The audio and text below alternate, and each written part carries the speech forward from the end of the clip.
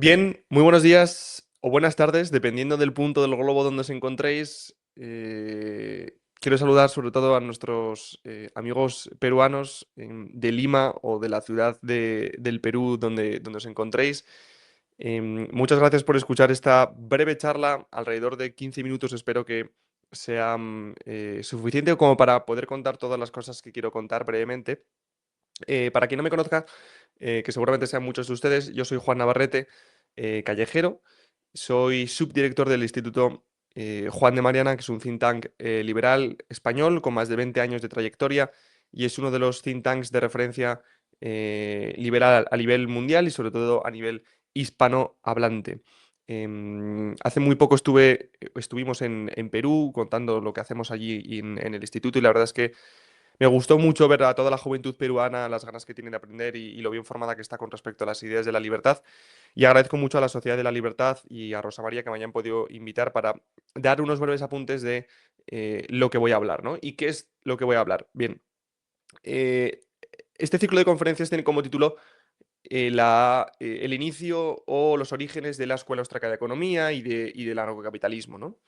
Em, y yo le comenté a Rosa María que estaba estudiando o realizando una tesis doctoral de algo que tiene algo que ver con eso, pero que es un tema un poco más original, creo, y que puede ser realmente interesante. Yo estoy realizando mi tesis doctoral sobre la obra de Miguel de Cervantes. Miguel de Cervantes, imagino que todos ustedes lo conocen, fue un novelista, un escritor del siglo de oro español, a caballo entre finales del siglo XVI y principios del siglo XVII, y escribió lo que, a mi juicio, personalmente, quizás esté un poco sesgado, es la mejor obra de la historia de la humanidad, por su originalidad, por su importancia y por su trascendencia, que es El Quijote, el ingenioso caballero Don Quijote de la Mancha, ¿no?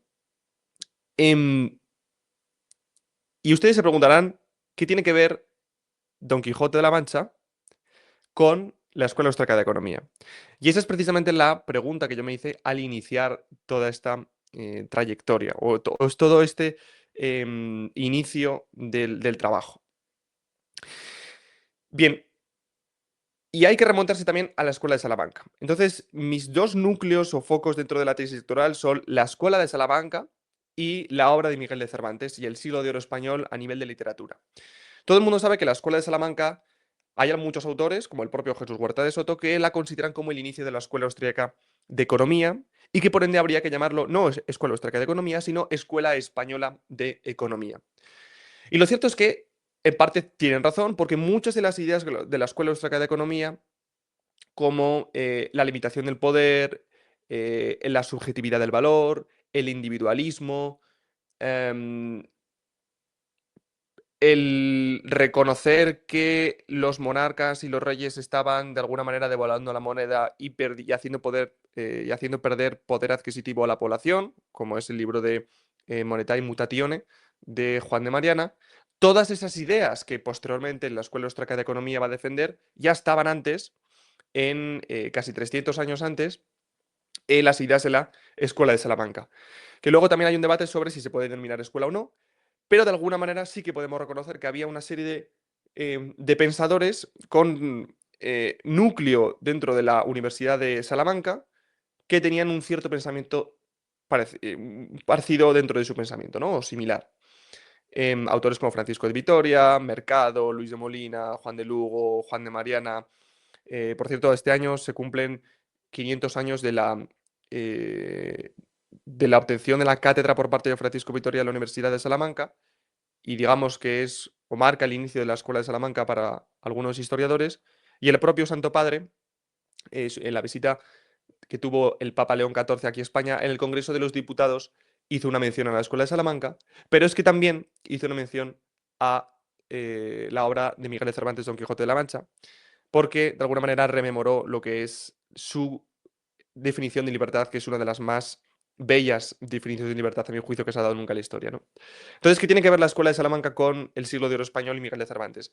Bien, a mí lo que me sorprendió cuando eh, empecé a entrar en este mundo es, tenemos la primera escuela de pensamiento moderno de la historia, económico, la primera escuela económica moderna de pensamiento, que es la Escuela de Salamanca, pero es que de manera simultánea, al mismo tiempo, tenemos la primera novela moderna de la historia. Y tenemos el siglo de oro español, que seguramente haya sido el siglo o el momento más brillante a nivel de literatura de la historia de la humanidad. Y yo pensé, esto quizás es casualidad, porque la historia y la vida está llena de azar y llena de casualidades, pero es posible que no. Es decir, ¿por qué hemos tratado siempre de estudiar de manera separada la Escuela de Salamanca como una escuela de pensamiento económico moderno y el siglo de oro español como un siglo de literatura aparte? Todos podemos aceptar que los dos son igualmente brillantes por su originalidad, por cómo se adelantaron al mundo y sobre todo por su propio realismo, pero nadie las vinculó. Y yo creo que tiene que haber algo de vinculación. Y mi tesis principal fue, o está siendo, si bien es cierto que la Escuela de Salamanca y sus pensadores y sus ideas al principio no tuvieron una repercusión mundial, eh, porque si bien es cierto que algunos pensadores ingleses leyeron a la Escuela de Salamanca y posteriormente muchos pensadores de la Escuela Austríaca leyeron a la Escuela de Salamanca, es muy conocido que Murray Rothbard en su Historia del Pensamiento Económico cita constantemente a los autores de la Escuela de Salamanca, pero hubo un impasse en las que si bien igual las ideas de la Escuela de Salamanca sí que triunfaron, pero no se tuvo el reconocimiento o no se reconoció esas ideas a esos autores y quedaron un poco en el olvido hasta tiempos recientes en los que nos dedicamos a estudiar estos temas hemos reivindicado bueno, que había unos pensadores ahí que estaban pensando cosas muy interesantes y nadie se había dado cuenta, ¿no? Pero claro, Miguel de Cervantes y el Quijote sí que tuvieron una gran repercusión mundial. El Quijote tuvo una repercusión mundial en realidad muy pronto. Al principio fue una obra que tampoco triunfó demasiado, pero muy rápidamente Don Quijote de la Mancha se convirtió en una obra tremendamente importante, traducida a todos los idiomas, y yo pensé, ¿es posible que las ideas de la Escuela de Salamanca hayan influenciado dentro de la obra del Quijote, que haya cierta... que Cervantes se empapara de alguna manera de las ideas de la Escuela de Salamanca y las plasmara de alguna manera también en la obra del Quijote, y que las ideas de la Escuela de Salamanca, las ideas primigenias de lo que podría ser la Escuela Española de Economía o la Escuela Española barra Austríaca de Economía, hubieran triunfado, pero no a través de los autores de la Escuela de Salamanca o a través de los autores posteriores de la Ilustración escocesa o los pensadores austriacos y alemanes del siglo XIX y principios del siglo XX, sino que hubieran triunfado mucho antes a nivel mundial gracias a la expansión que tuvo la obra de Miguel de Cervantes El Quijote. Es decir, que es posible que las ideas de la escuela de Salamanca y las ideas de ese liberalismo o la escuela austríaca primigenia viajaran por todo el mundo, pero no a través de sus autores, sino a través de las obras de un señor como fue Miguel de Cervantes. Y esa fue, o esa es la tesis que quiero estudiar, ¿no?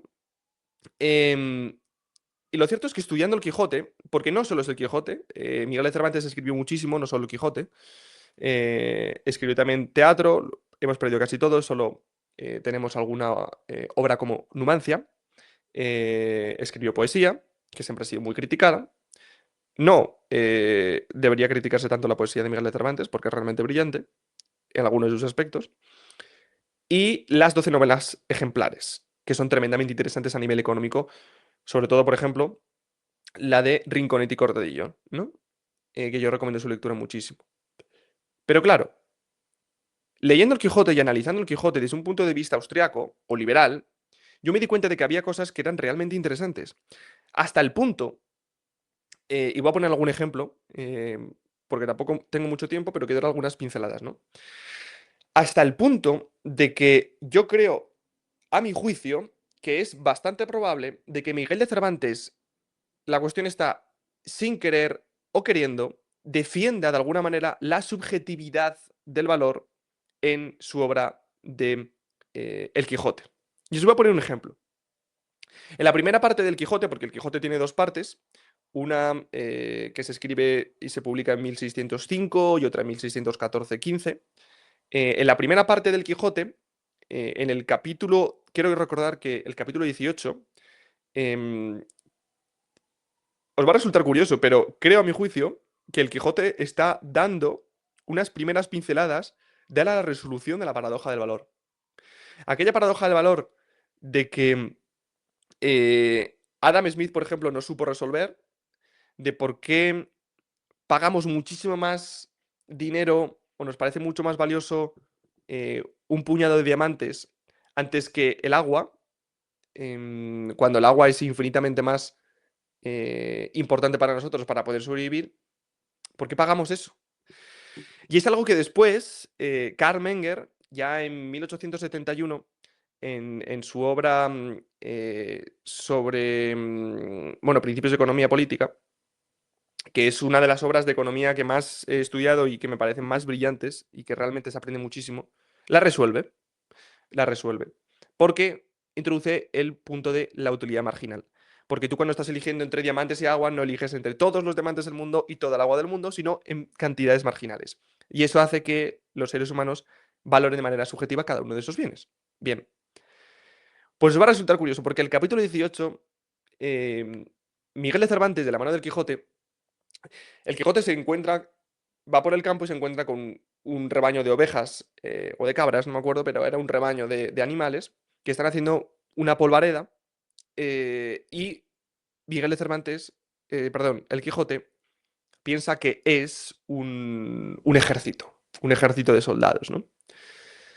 Entonces el Quijote coge su lanza y su escudo y su caballo Rocinante y va a embestir contra aquel rebaño pensando que es un gran ejército y tiene que hacerle frente, ¿no? Y claro, los cabreros y los pastores cuando ven a Don Quijote se enfadan mucho con él porque dicen que ¿qué hace usted eh, embistiendo a nuestras reses? Y el Quijote eh, huye despavorido porque los cabreros y los pastores empiezan a tirarle piedras a la cara, ¿no? Para defenderse de él. Y al tirarle piedras a la cara, al Quijote le rompen muchas muelas. Y acaba destrozado, acaba muy magullado, que es algo muy propio también del Quijote, de la obra del Quijote, como siempre, pues bueno, le hacen daño físico, ¿no? Pero el Quijote acaba casi desdentado, casi sin muelas, y al final del capítulo, normalmente en los finales del capítulo del Quijote siempre es una conversación entre Sancho y Don Quijote, ¿no? Sancho para que no haya leído el Quijote, que deberíais, eso es obligatorio. Sancho es el escudero de Don Quijote de la Mancha. Y al final de ese capítulo, el Quijote con las muelas completamente destrozadas y prácticamente sin muelas por las piedras que le han arrojado los pastores y los cabreros, al final del capítulo le dice a Sancho, le dice lo siguiente, le dice, en mucho más se ha de estimar un diente que un diamante. Claro, yo cuando leí esto, me fui a algunos estudios que se han hecho sobre el Quijote y sobre la economía y dije, la gente no ha visto que esto en realidad es una resolución de la paradoja del diente y los diamantes y que es un ejemplo perfecto de la subjetividad del valor. Porque aquella época los diamantes eran igual de valiosos que hoy para nosotros. De hecho, pone diamantes precisamente porque es algo muy valioso. Pero Don Quijote en ese momento dice, es que preferiría tener un diente o tener mis dientes antes que un diamante.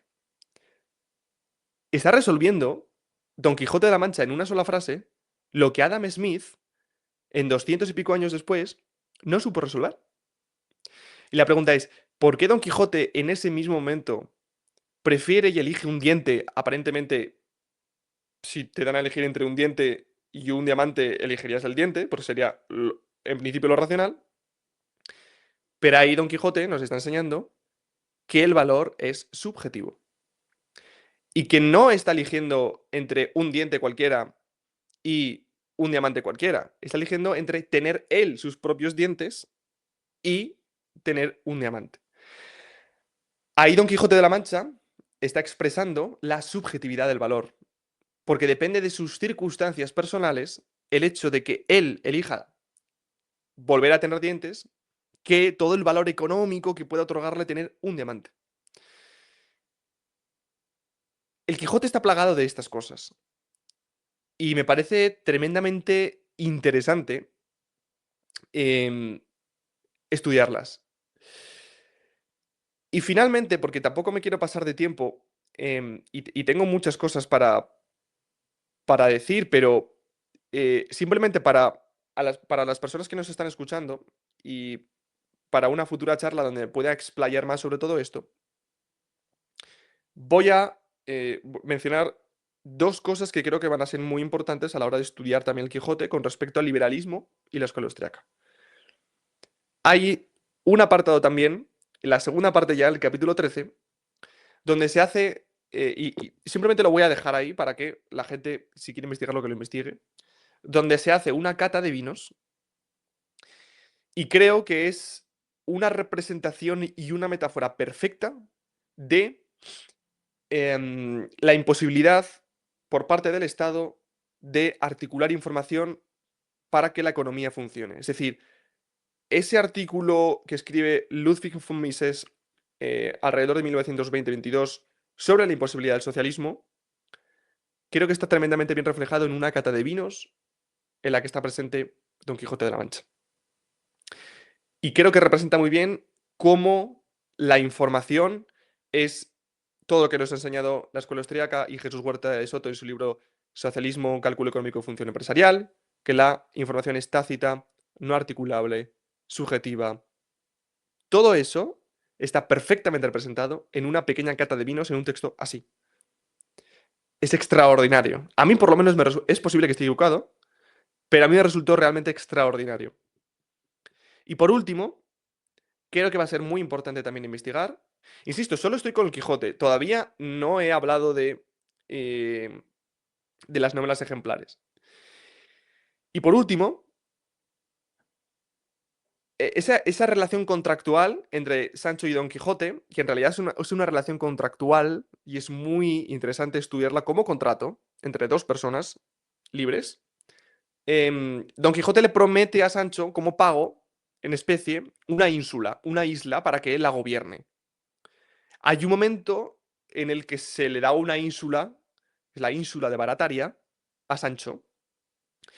Y Sancho, en varios capítulos, en realidad lo que escribe, y lo que escribe Miguel de Cervantes de la mano de Sancho, es un manual de príncipes.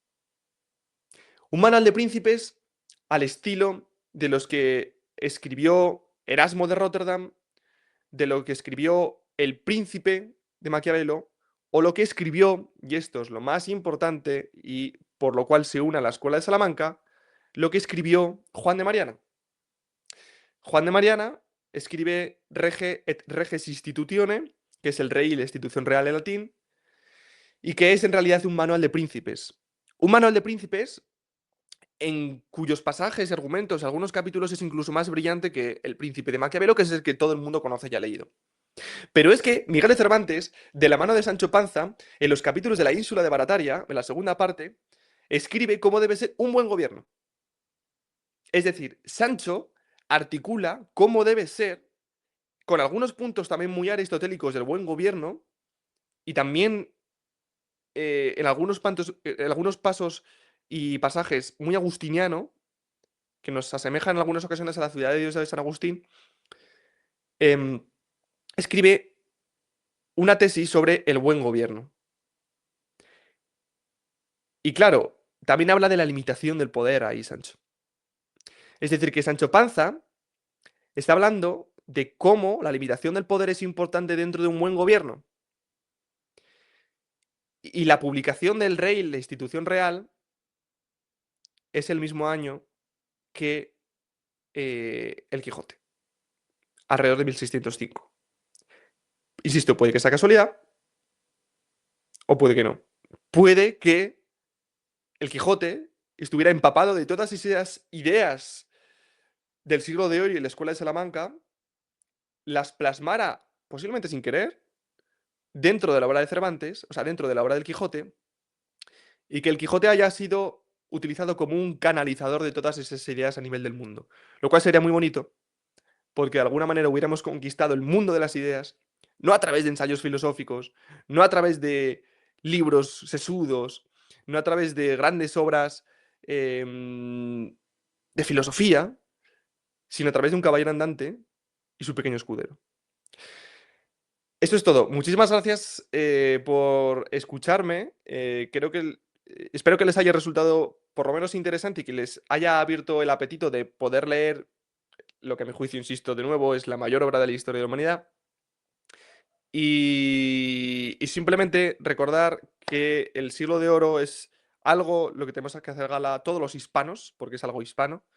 Y recordar, como decía Don Quijote en su definición de libertad, que la libertad es uno de los más preciosos dones que a los hombres dieron los cielos. Así que muchísimas gracias por escucharme y espero poder hablar con ustedes en otra ocasión. Gracias.